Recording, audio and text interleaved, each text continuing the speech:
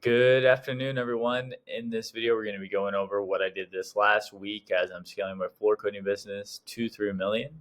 And the setting is a little bit different here because I am currently in Vegas after winning these school games, meeting Alex Ramosi and Sam Ovens for the third time. And I have some insights onto that for y'all as well. So going into this week here, we booked a $6,000 garage in March that came from a Google SEO search, a 7K garage and indoor area that came from Facebook ads, and as well did 7K of profit of trading meme coins. And I had some unique commentary to go over for you guys onto that. So in total, 13K booked. If you count the profit from the coins, technically that would be about 28K of revenue generated into the business. So realistically, about 41K was booked this whole entire month, or this whole entire past week from the 19th through the 26th, which is definitely not at my goal yet of 62.5K booked per week to hit 3 mil. Although I have booked 101,000 total dollars of revenue inside of my business in January, which we all know is historically the worst month, and there is still another 5 days there to complete it. Also, many additional estimates that I've booked while I'm still here on this trip for when I go back into town. So the insights that I have here is that I obviously have the goal for 62.5K per week, but to keep myself on top of that, what if I hit 62.5K? Is that like enough? In my head, at least, what I've gotten from a lot of the soul searching that I did after hitting 1 mil of revenue for the first time inside of my business in 2024 is, why do I continue to do this? Right? I don't need the money. There's no point to it. I'm great. I grew up very, very poor. So this is actually already life-changing money.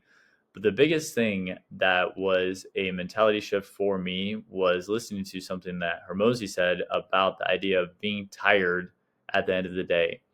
I'm not on the floor coating, installing the floors as much now as I was into the past. Here and there, if we need to do a large square footage area that requires, polyaspartic to be used. But doing all the marketing and sales inside of my business is actually not that, it's actually very hard to become tired at the end of the day.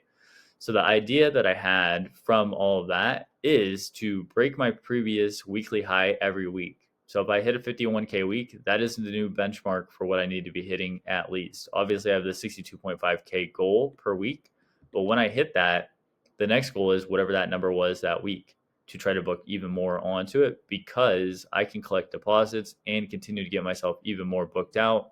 And obviously being more booked out makes more urgency for other people to want to do the jobs with us. It gives me a different marketing message that I can utilize on top of that, because I only have 2 more jobs until I'm booked out until March.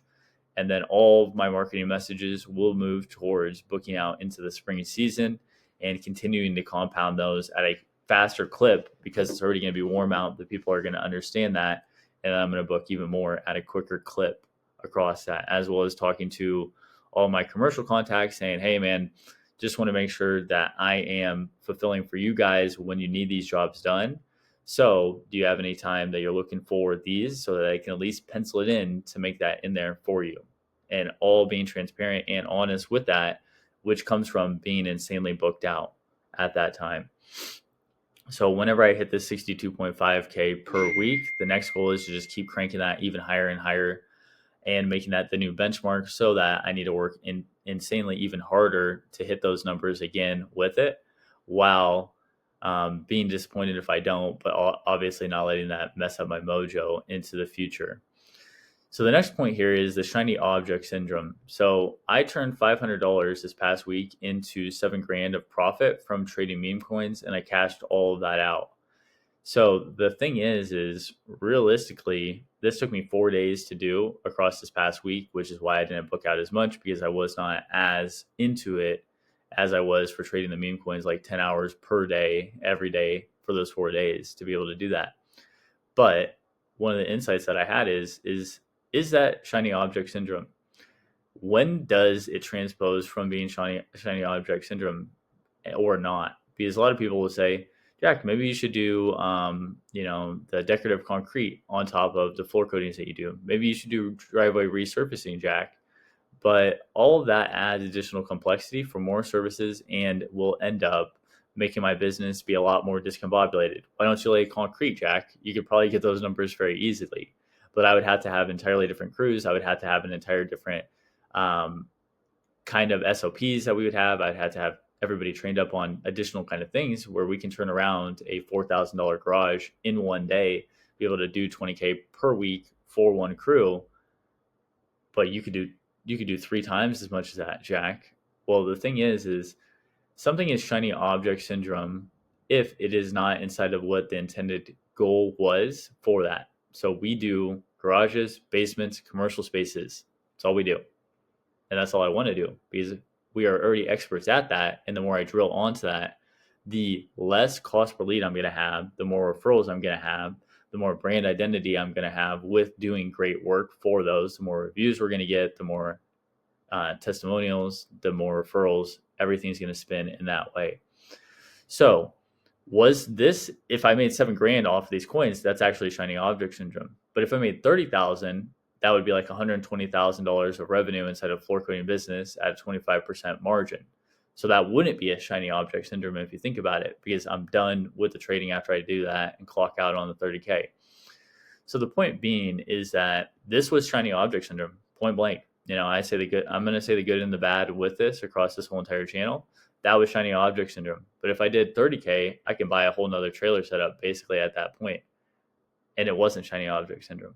So something to really keep into mind with it. This also doesn't cost any capital other than my time capital to do it. And I already work ridiculous hours, and I love doing the ridiculous hours because I now have the idea that I just need to keep working and actually feel tired at the end of the day with that. So to combine both of those, what I got out of the Hermosi event that I just got back from is quite literally, if you've ever seen this video with Jocko Willink where he's like, good. We couldn't get the shipment in, good. We weren't able to advance across the battlefield, good. Everything with that ties into what I got from the Hermosi event, which is do more and test more, which I already know. It's very hard for me to ask questions that don't make me look like a dumbass to Hermosi at this point, because I already know what I need to do. I just need to continue to run more ads. I need to continue to follow up more with my clients, and I need to continue to test even more ad angles so I can get lower cost per lead while having a higher marketing resonance with our customers for their desired outcome, which comes through looking at all of our reviews, talking to even more customers about why they chose us, why they like us, what we did that was a little bit different than all the other competition that was out there, and then just doubling down on that, and then double down on it again, and then spend more money when I see the ROIs that is there. That's it. Hope you guys have a great day. Peace.